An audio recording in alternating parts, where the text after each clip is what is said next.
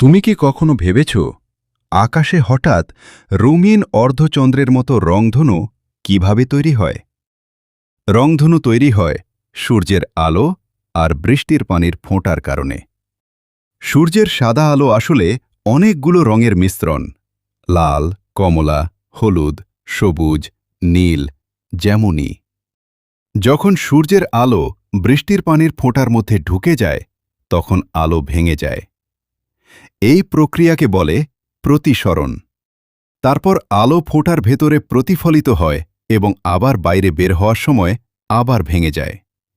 এই ভাঙা আলোগুলো আলাদা আলাদা রঙে ছড়িয়ে পড়ে, আর তখনই আমরা আকাশে দেখি সুন্দর রংধনু।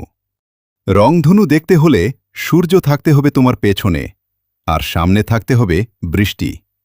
অর্থাৎ সূর্য প্লাস বৃষ্টি সমান রংধনু।